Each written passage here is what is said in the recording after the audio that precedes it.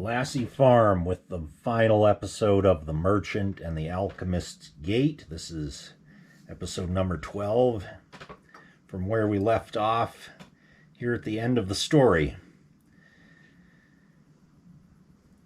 I turned away and walked without aim, blind to what was around me, until I found myself before my old house, the one where Nadja and I had lived.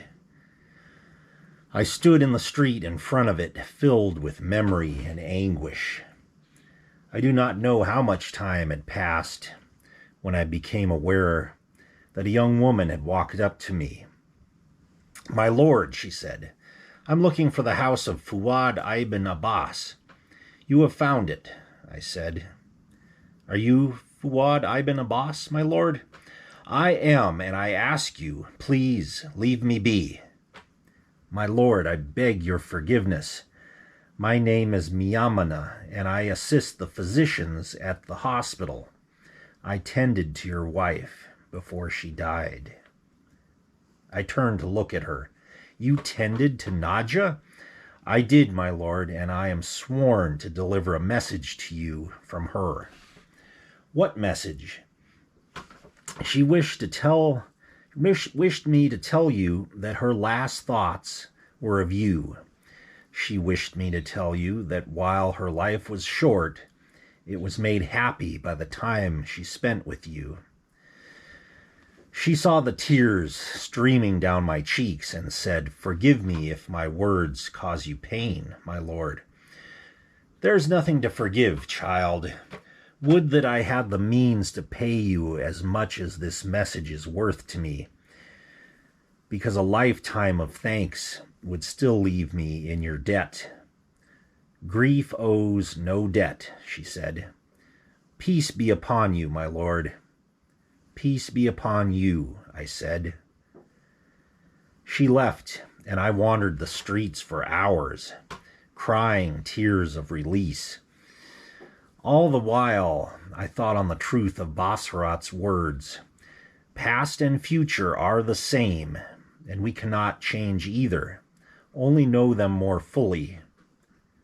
My journey to the past had changed nothing, but what I had learned had changed everything, and I understood that it could not have been otherwise.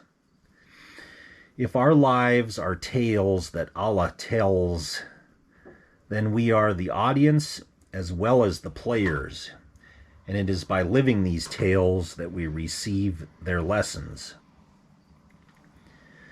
Night fell, and it was then that the city's guardsmen found me wandering the streets after curfew in my dusty clothes and asked who I was.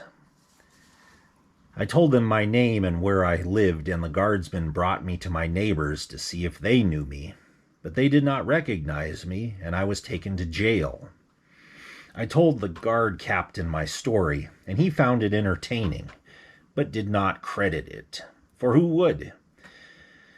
Then I remembered some news from my time of grief 20 years before, and I told him that your Majesty's grandson would be born an albino. Some days later, word of the infant's condition reached the captain, and he brought me to the governor of this quarter.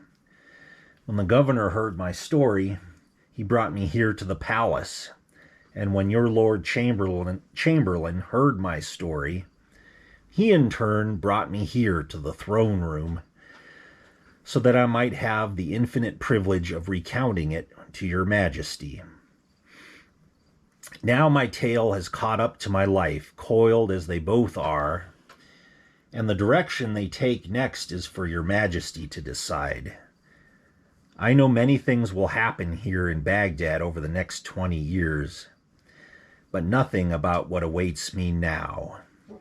I have no money for the journey back to Cairo and to the gate of years there, yet I count myself fortunate beyond measure, for I was given the opportunity to revisit my past mistakes, and I have learned what remedies Allah allows.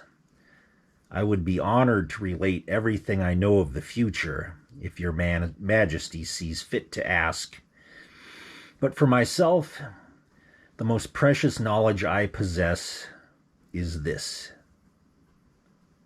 nothing erases the past. There is repentance, there is atonement, and there is forgiveness. That is all, but that is enough.